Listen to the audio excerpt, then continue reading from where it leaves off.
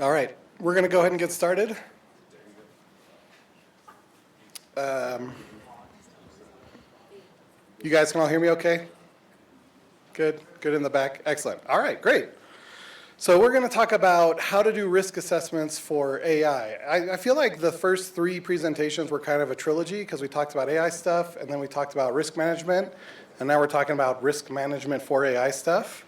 So some excellent planning on the whoever made the schedule there. This is a pretty plain thing. I was like, there's a lot of AI programs that will make your presentations for you. And I was like, how will people know mine's a custom, handcrafted, human-made presentation? And I was like, well, if I just make it the most boring thing ever, that'll be great. Everyone can see that only a human being would do something so simple. Anyway, so my name is Josh, and this is my family. I have 4 kids, and that's my wife. I'm the VP of cybersecurity at the Larry H. Miller Company. How many people here are local Utah? Raise your hand. Okay, so about half. And how many people traveled to be here? A little less. That's awesome. So if you're from Utah, you probably know the Larry H. Miller Company because they own a bunch of theaters, and they used to own the Jazz, and they used to own a bunch of dealerships. And they sold all that, and now they own a bunch of stuff that not many people know about. It's not as high profile. But it's still a fun company to work for. Before cybersecurity, I managed a development team, and I was the director of IT for Megaplex, their theater chain here, and that'll come up a little later. And I've been in IT for 25 years. So that's me and my family. So who are you? Who is this presentation built for?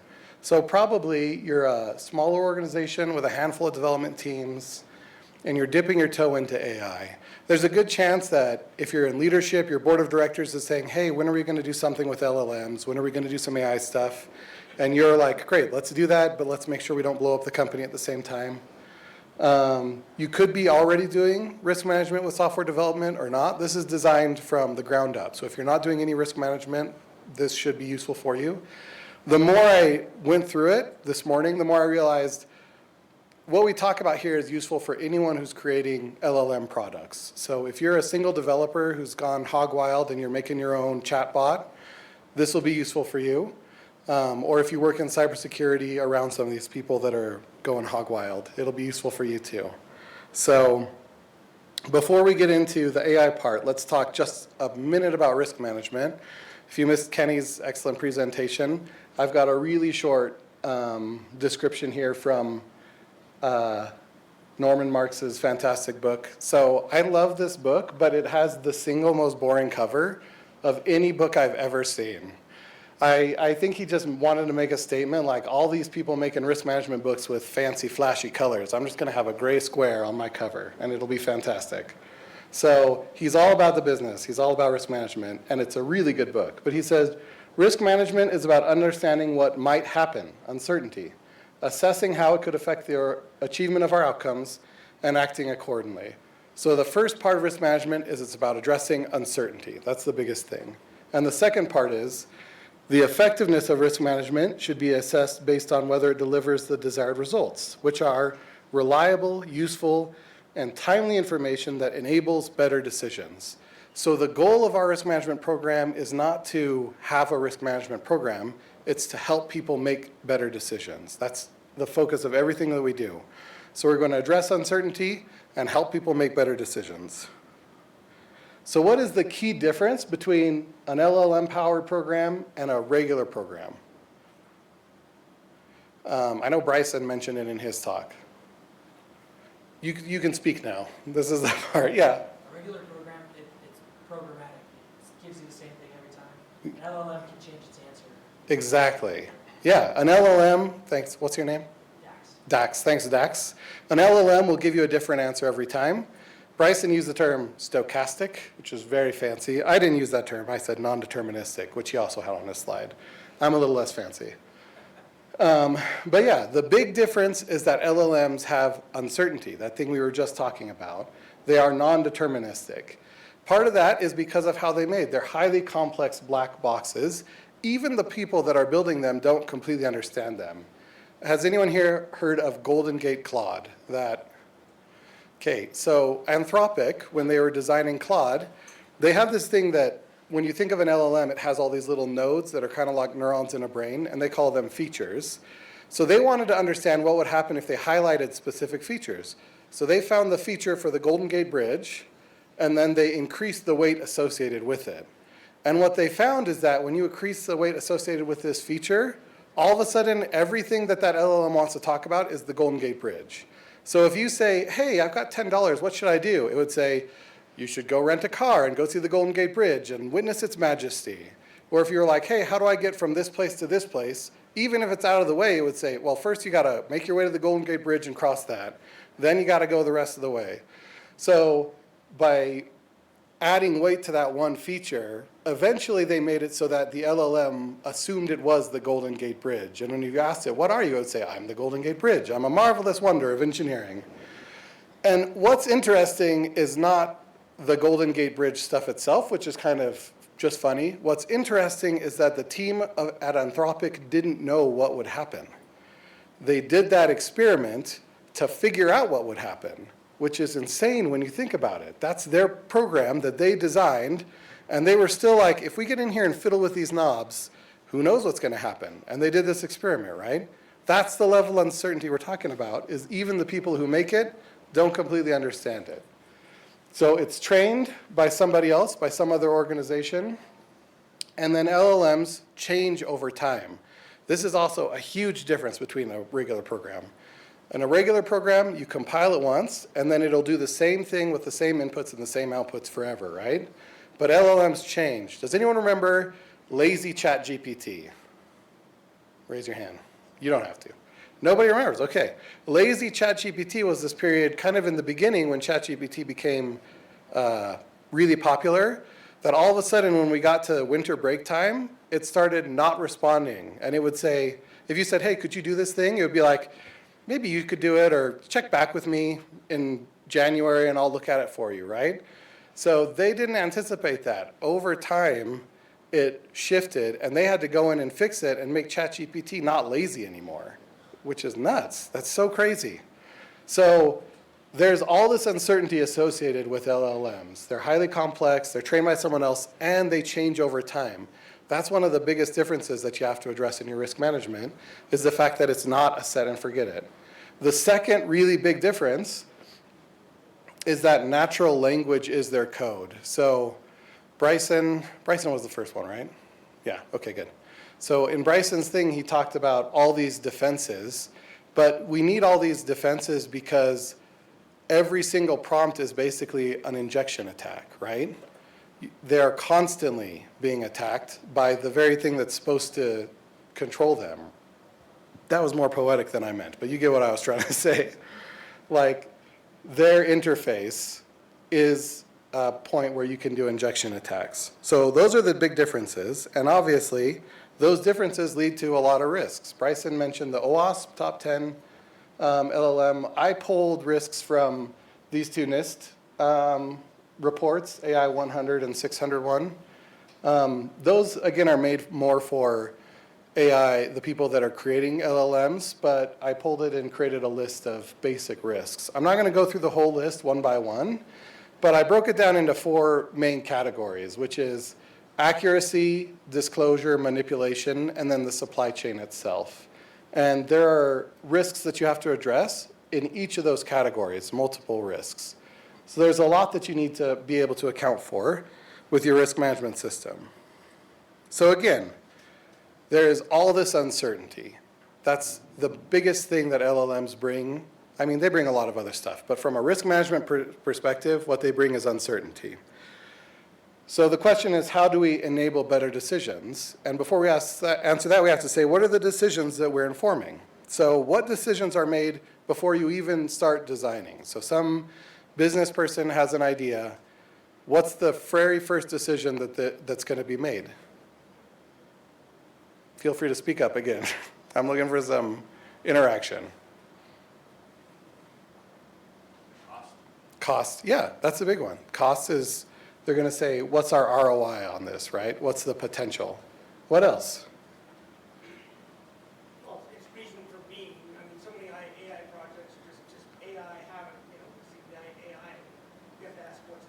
Yeah. What does good look like? Yeah, exactly. A lot of it is just, oh, AI is the new hotness, let's stick it in this. And so before you even start, you have to say, should we even do this? Is this a good idea to begin with? What about during development? What kind of decisions are made during an application development? Yeah. User experience and cost benefit to the organization. Yep. So he said user experience, how it's going to actually look and feel and behave, and the cost benefit for the organization. What else? Sub-processor tools, ways to offset the work. How you're actually going to implement it, what tools you're going to use. Yeah, that's great. So during development, especially if you're doing iterative development, right, you start with this idea, and as you go through and start implementing it, you figure out what works and what doesn't. So the interface changes, the tools you're using change, all this stuff changes during development, and we need to be able to help people make better decisions as they're making those decisions. Right before deployment, what is the biggest decision that needs to be made? Before it hits production. Is it ready? Exactly. That's we say, like we have the go, no go, and we say, okay, we're good to go. We feel confident about it. And then what about after deployment? Once it's in the wild, what decisions need to be made? Remembering that unlike a regular program, LLMs change over time. Yeah, is it still hitting that cost benefit that we were hoping for? What else? Is it still secure? That's really important because that will change. Are people using it in new ways? Is it doing what we expected it to do? Is it giving the outputs we expect it to give? There's lots of decisions that need to be made before, during, and after development.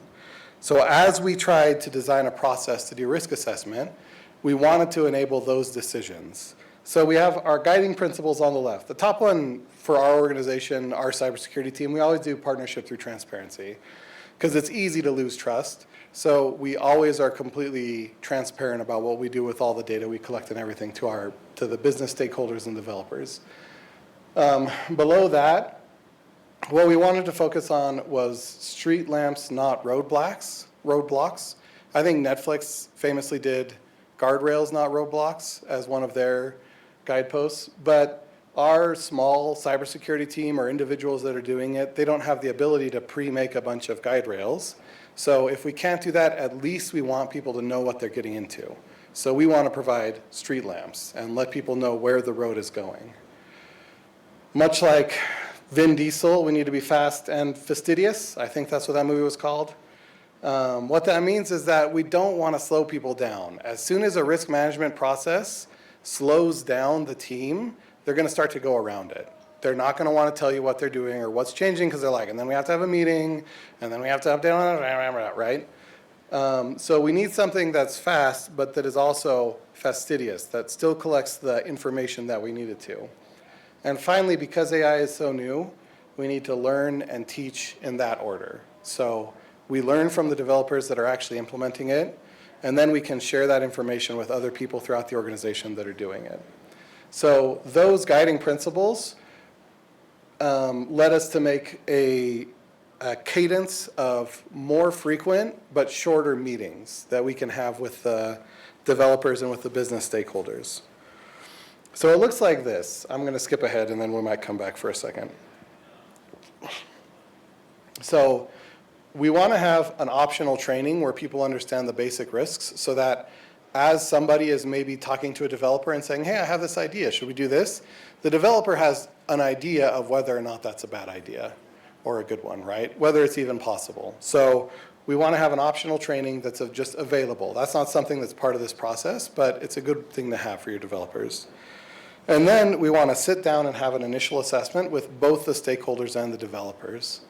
And then during the development process, we'll check in with the developers frequently.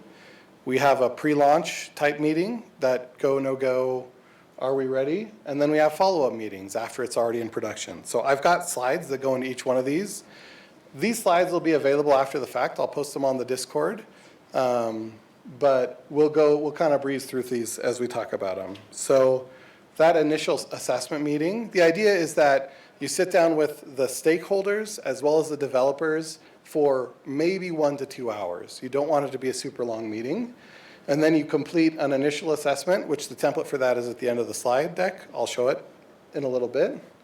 But the main point of this meeting is to understand who the stakeholders are, what's the desired business outcome, the key assumptions. That's all the stuff you want to get from the stakeholders. And from the developers, you want to understand the architecture, the data flow, and how they're already mitigating and accounting for risks that they already know about. You want to talk through additional risks that maybe they haven't accounted for. And then most importantly, and this is a different one, is you want to determine how it's going to be measured. So you need to have these metrics that are continuously checked out. And again, Bryson's thing showed that all of the stuff from the, what's AWS's Bedrock? The AWS Bedrock, they have that guardrails program. All of that data gets fed into a Splunk or whatever you want. And you can have metrics that are based on the actual usage and the number of attacks. And you want to actually measure this stuff and see if there's a point at which you would turn the system off or take a break and reconfigure something, right? So that's that initial assessment where you meet with the stakeholders and the developers.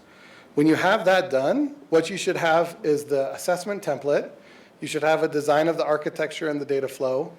You should have a risk catalog along with mitigations, and then you should have a metric list with acceptable ranges.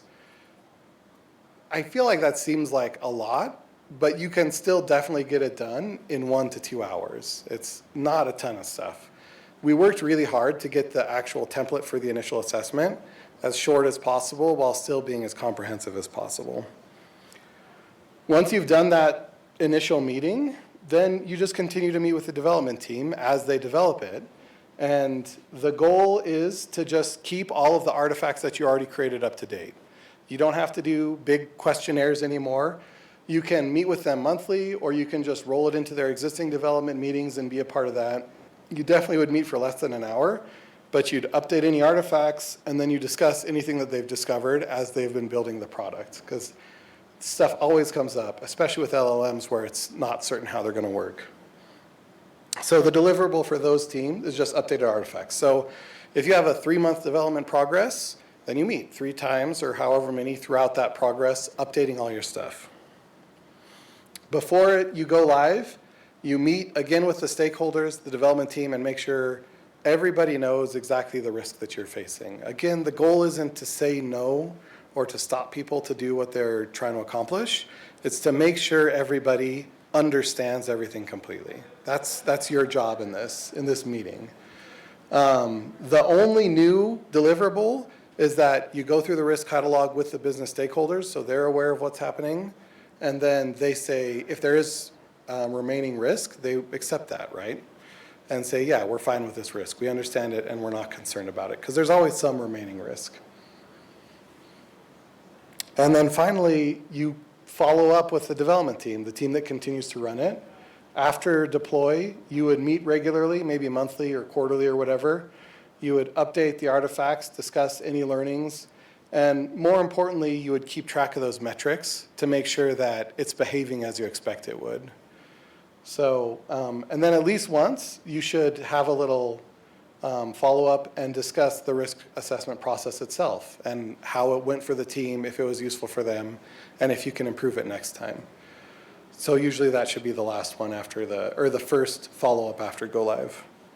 So that's the idea, is instead of having like a big meeting right before it deploys and you have to go through everything, or after it deploys and you have to try and figure out how it's being used, you meet regularly and quickly in order to get ahead of all these questions and make sure everything's accounted for. Any questions or thoughts about this? Excellent. Oh, yeah. What type of individuals or at least skill sets have you seen are really good at identifying this with LLMs? Like, is there some data scientists, red teams, blue teams, architects, but who's actually been pretty solid at finding those risks with LLMs? I think there's no one perspective. So the question is, who's been best at finding those risks? And really what it is everybody needs to contribute. and as you build out the risk catalog, you use that with future meetings. So sometimes one individual will be like, oh, hey, what about these things that we haven't thought about?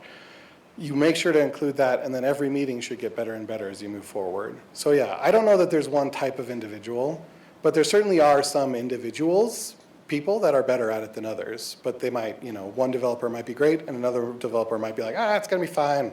Pull the trigger, we'll just do it. So yeah, that's a good question. Yeah. Can you give us one example of an artifact? An artifact. Oh yeah, so I'll show you a couple things, because the next thing we're gonna do is practice. Here is the assessment template. It's kind of hard to read. And I'll share these slides again so you don't have to take a picture or whatever. But this is one of the artifacts. You go through and you answer these questions, and we have a database that we add them into as we go through it. So this is one of the artifacts. Another one is the actual architecture drawing, which over time might change. So we'll go through that in a second. Yeah, that's a good question. What else? Yeah. Because you're moving quickly, that also means there is more chance that you will make a mistake, that you'll have to roll back. So do you have a rollback and RCA process as well? Yeah, the question is, because you're moving quickly, it's more likely that you're going to make a mistake and you'll have to roll back. So should you have a rollback process? The answer is yes, you definitely should. In fact, what is the rollback plan? Is down here, the last thing you talk about in the assessment. So yeah, that's a good question.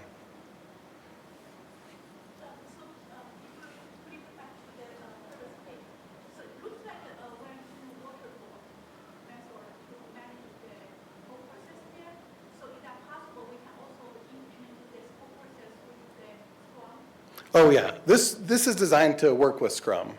So basically, you have that initial meeting, but then you need those repetitive development meetings, the repeated follow-ups, to continue to update it. So like Scrum, where instead of designing everything up front, and then once design's done, or unlike Waterfall, where you do it in phase by phase, you would meet repeatedly and just update all your artifacts, update the data in your documentation and your architecture thing as it changes throughout the development process.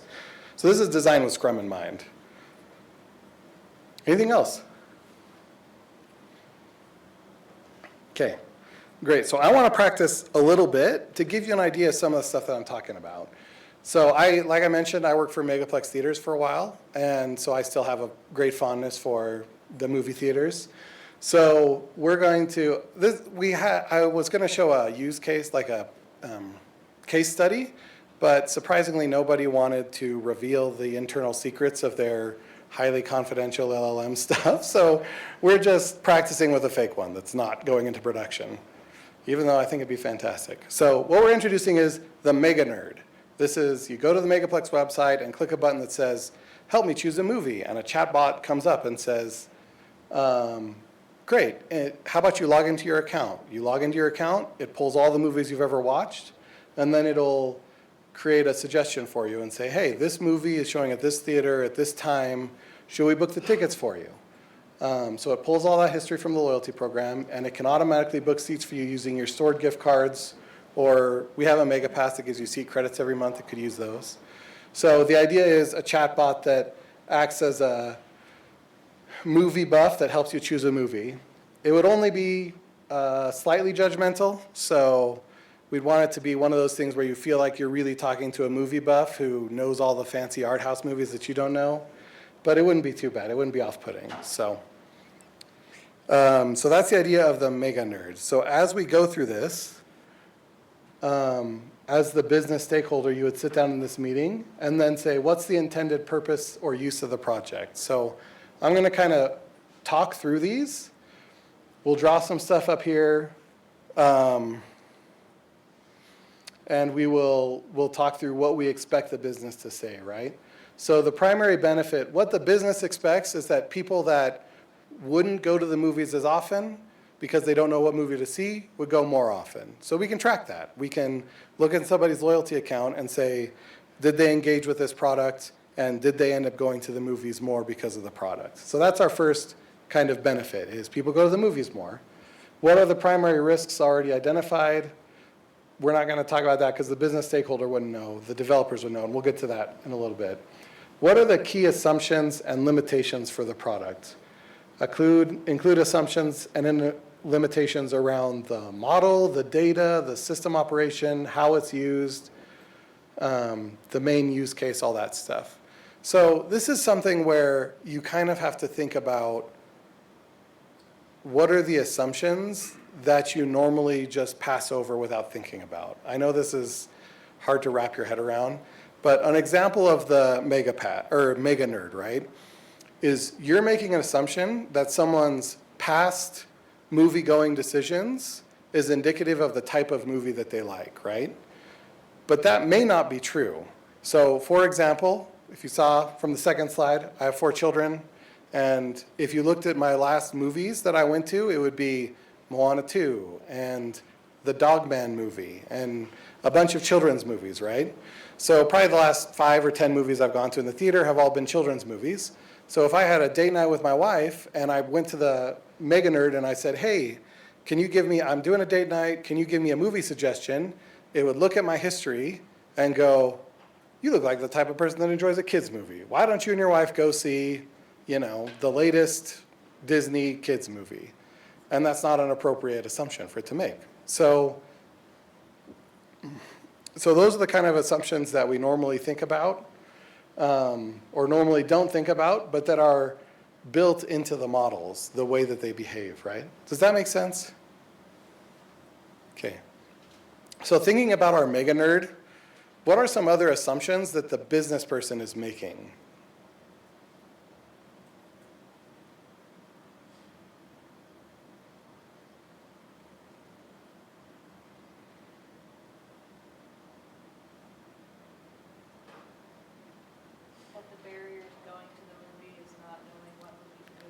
That the barrier to going to the movie is not knowing what movie to go to. That's true. It could be that people don't care about a recommendation. They already know which movie they want to go to. And the answer is every Marvel movie ever, that's the one they go to. Or everything by Wes Anderson, the exact opposite of that person. Okay, that's a good point. So it could just be a useless product to begin with. What else? What other assumptions are they making?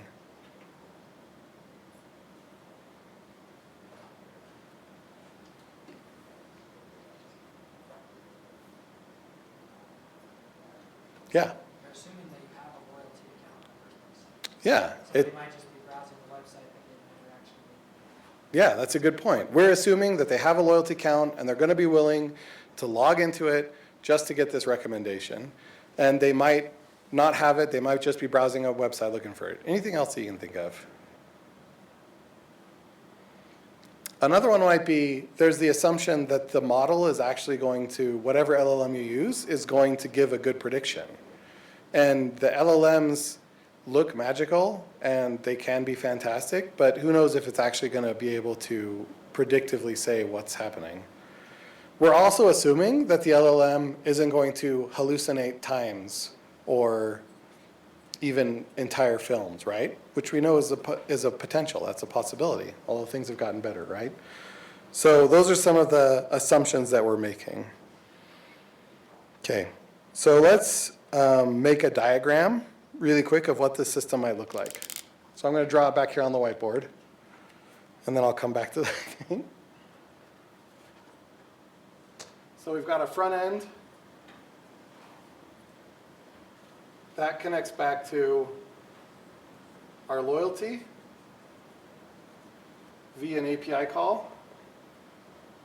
And it also connects to our, this is all in AWS.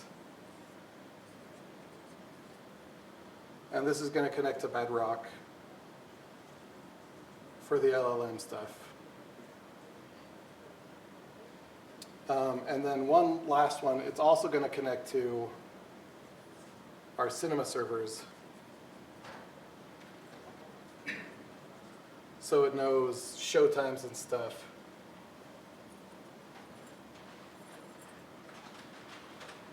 Description, blah, blah, blah. Okay. Any concerns about this architecture so far? People that are actually developers? Nothing really? Okay, great. So As we look through it, another assumption is that we'll have the data we need to in here.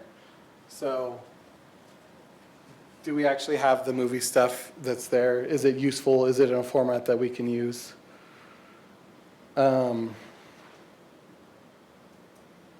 Okay, and then the other one is what data is accessible to this system?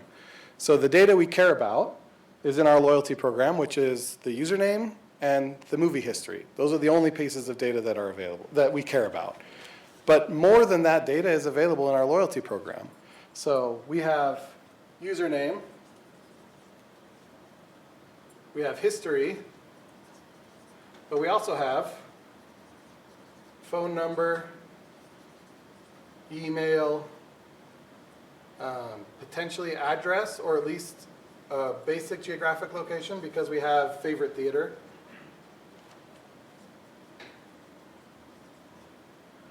Okay. So we have a whole bunch of data in that loyalty program. Are there any concerns with that data? Privacy? Yeah. So expound on that. Well, you know, when you were talking a few minutes ago, there are times where I'm at the gym, I'm listening to heavy metal, and then I'm with, you know, a friend, and suddenly it's making all of these recommendations for heavy metal, and that may not be audience appropriate. So in this case, where we're watching movies, maybe you had George Clooney. Maybe I'm watching a whole bunch of George Clooney's, and suddenly it starts spewing out stuff that I would want everybody to know. That's a good, okay, I had not even thought of that one, but the feedback was sometimes maybe you're at the gym, you're listening to hard rock, and then you go and get in your car and you're going to a work lunch, and the algorithm is giving you all these hard rock songs, and you're like, I want something more appropriate for my work buddies. They don't need to know that I'm a big fan of Kill Switch Engage or whatever, right? Yeah.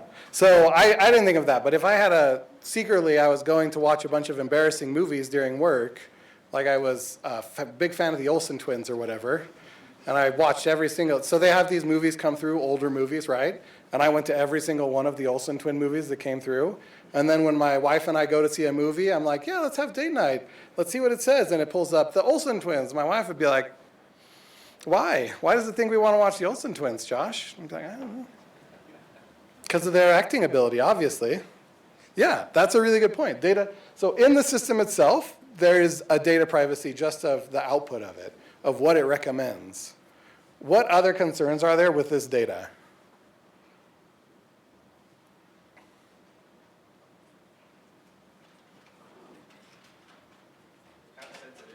Yeah, it's sensitive. The concern is that someone can see it, that they could see our address or phone number, that someone could potentially use just our username or our one piece of data and get access to all this other data about us. That's a huge concern, right? So if we're talking to the developers, now we've raised this risk and it's time to talk to the developers. What mitigation is there to make sure that that stuff isn't there? What are some options? So Bryson mentioned some of them in that first one.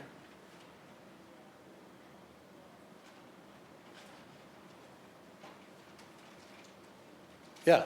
Google has a feature, Safe Search, that will prune down things that may not be adult or may be adult, and so then you personally just mark it, and then the search results are better. Yeah, so we could have an output that output guardrail type thing that automatically eliminates search results we don't want to see. That's possible, and that's one of the guardrails. Like he was saying, you could have it mask personal information if it sees it coming out, or you could say, don't ever show any addresses, don't ever show any phone numbers, right? Although guardrails, again, are based on LLMs, what is and there's ways around that stuff. What is a non-LLM way of protecting this information?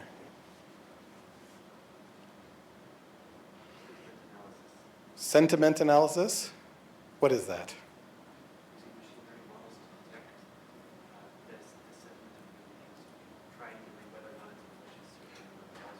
So yeah, on the input side, we could try and figure out, is this malicious activity? Yeah. Yeah, IAM. That's the one that I immediately jumped to mind for me, is that you can include controls not in the LLM portion, but in this API itself, right?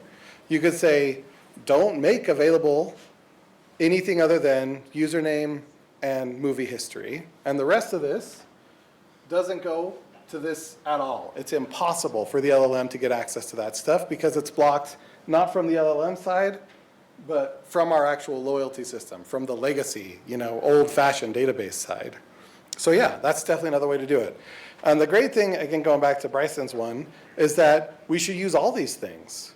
We should have layers of defense. So we have API controls. We have both input and output guardrails with that sentiment thing.